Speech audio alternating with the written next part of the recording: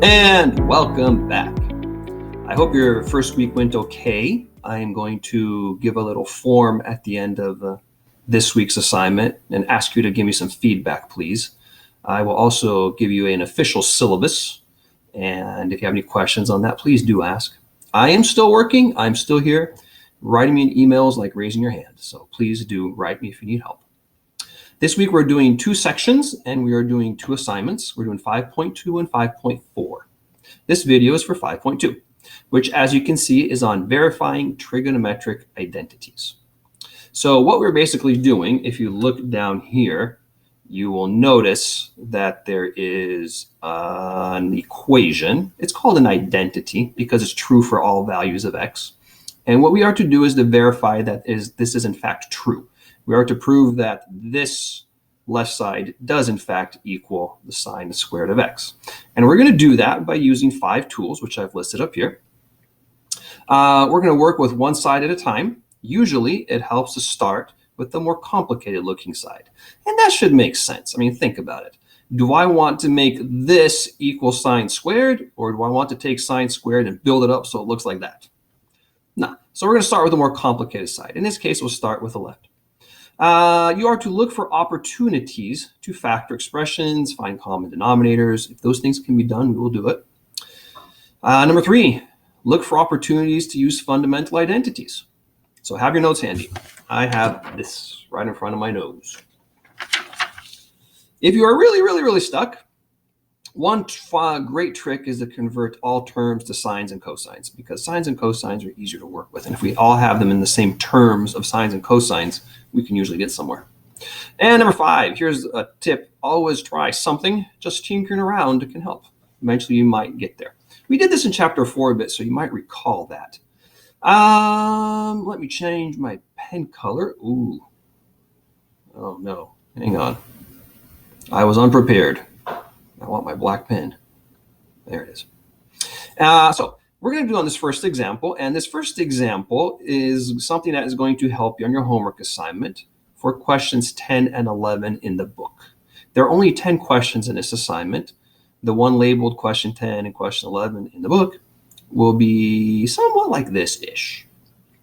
So here we go. Let's verify that these 2 sides are equal. So we're going to take this left side, and we are going to, well, let's see, what can we do? This looks familiar. The secant squared of x minus 1. Look on here. Do you see what that could equal? If you look at the Pythagorean identities, you can see that that actually equals the tangent squared. So we could say, all right, so the top is no longer the secant squared. It's now the tangent. Secant squared minus 1. It's now the tangent squared. So let's see. Now we're going to have this. Notice that the right side, we don't do anything. We're just messing around with the left. Not sure what I could do here. Maybe let's use this strategy. Let's put things in terms of sines and cosines. So the tangent on top is the sine over the cosine. And that is being divided by the secant. The secant is 1 over the cosine. So I've rewritten the right side to look like this. Well, if you're awake, you can see what's going on here. So obviously I can now take this and flip this guy around. And we have now proven the identity is true. So these guys are going to cross out, and we got sine squared of x equals sine squared of x. And therefore, you are done. We could call that QED. Now, for this one, as with many of them, there is more than one way to do them. So for example, perhaps on this one, what you could have done is you could have said this. All right, what's being divided by the secant squared of x? Is it this term, or both? Well, both, right? So I could break it up into this. Secant squared of x over secant squared of x minus 1 over the secant squared of x equals the sine squared of x. This is 1.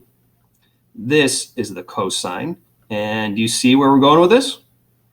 That's just a Pythagorean identity. So once again, I'm getting the sine squared of x equals the sine squared of x. The point is that there's more than one way to do it. which is why in your assignment today, it's actually a fill in the blank assignment. You should do it on paper, and then you're going to go to your assignment and you're going to have to try to figure out, okay, what goes in these blanks following the steps they took. The problem is that you may think of it this way and they may think of it that way, but you're going to have to be a little bit flexible. Okay, there's example 1. Let's go ahead and do another example. And it's right up here. Okay. So, example 2. For this one, what did I do wrong? Something's wrong.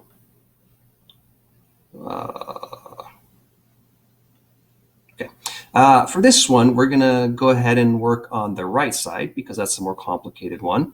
And as you can probably notice, you're going to want to find a common denominator because we have to add these two things together.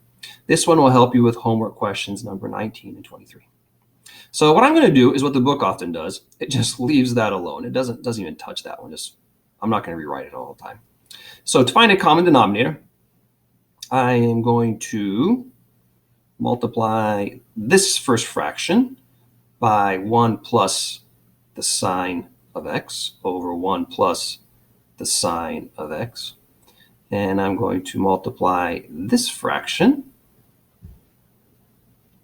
times 1 minus the sine of x over 1 minus the sine of x. Okay, when we do that, on top I'm going to get 1 plus the sine of x, and I'm talking about here. And then over here, I'm going to get plus 1 minus the sine of x. And my common denominator is this product right here.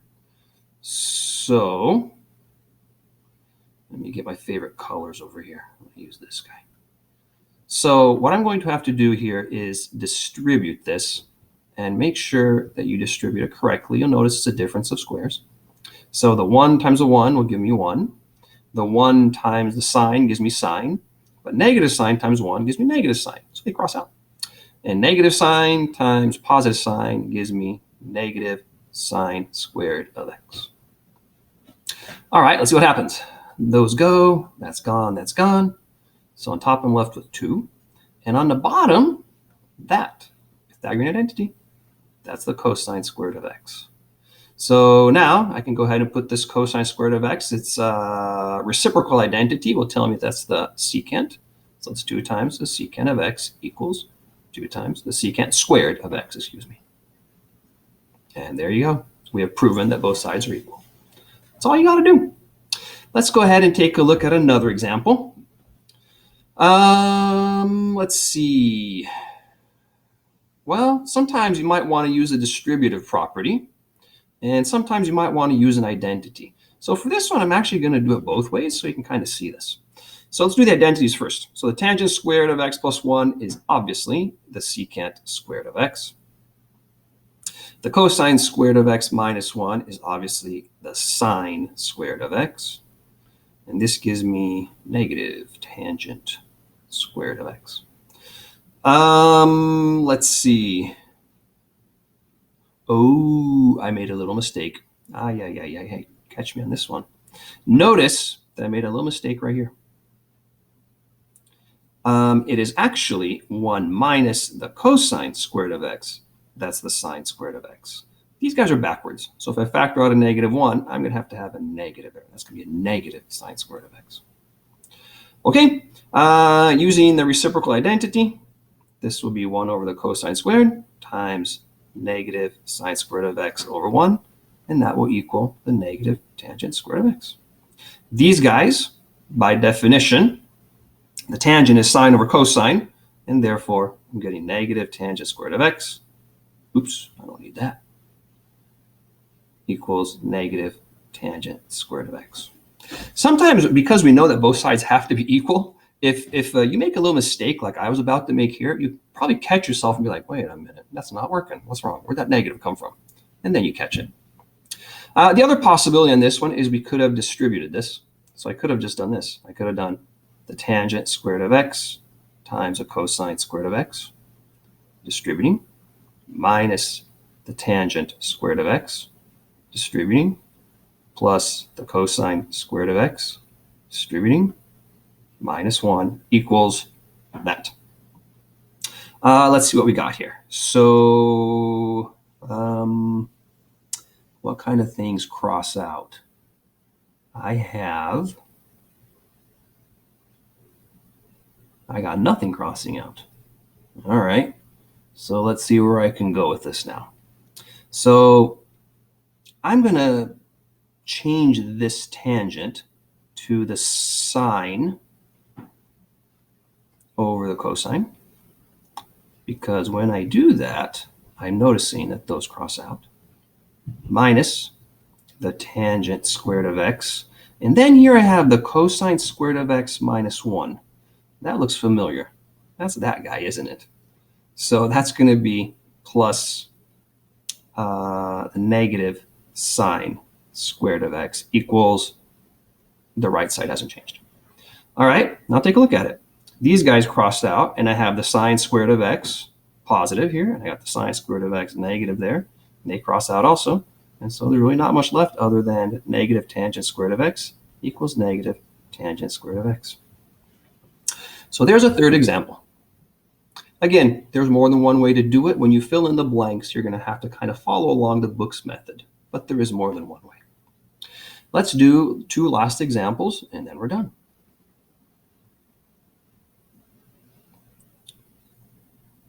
Okay. Sometimes it really helps to turn everything into sine and cosine. So like questions 31 and 33. You'll notice that we have a whole bunch of different kinds of sines here. Trigonometric ratios. So it's a mess. We have tangents, cotangents, secants, cosecants. So let's just change everything to sine and cosine. So the tangent is the sine over the cosine.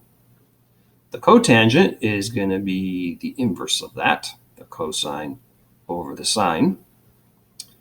The secant is 1 over the cosine, and the cosecant is 1 over the sine. It seems to me that we are going to need a common denominator. Ooh, let's see if I can do this. Oh, I wish that would have worked. I can't pick it up and move it. Dang it. All right, never mind. So what I'm going to do is I'm going to get a common denominator. And I'm obviously going to have to multiply this guy by sine over sine.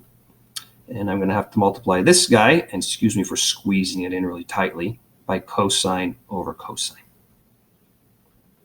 All right, when we do that, here I'm left with, on top, I got sine squared of x plus cosine squared of x. Oh, that looks like something. And on the bottom, I got the sine of x times a cosine of x. This will stay the same. These guys together equal 1. And so I got 1 over the sine of x times a cosine of x equals 1 over the cosine of x times the sine of x. And you have proved what you needed to prove. Quod erat demonstratum, as they said in Latin. All right, one last example. This is for questions number 14 and 15. Now, 14 and 15 aren't exact. 14 and 51 aren't exactly like it, but it's kind of the idea. Sometimes it can help to factor. So, for example, right here, we can factor out a sine squared. So this side is going to stay the same.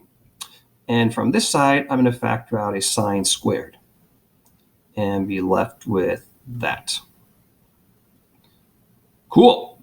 1 minus a sine squared of x is just a cosine squared of x. That's a Pythagorean theorem. Pythagorean triplet. Pythagorean identity. Notice how often those Pythagorean identities come in. And so now I'm going to get the sine squared of x times a cosine cubed of x. And once again, that is what I was trying to demonstrate. So you only have 10 questions on this. If we were in class, we would spend literally 3 days on this. We're not, so I really toned it down, gave you some simpler examples, and just 10 questions. So that next year in calculus, will be like, okay, I recognize this. You may not be a master of it yet, but at least you're going to know what's up. Okay, that's all for 5.2. And if you have questions, please email me. I'm willing to help you. I'm happy to help you. See you later.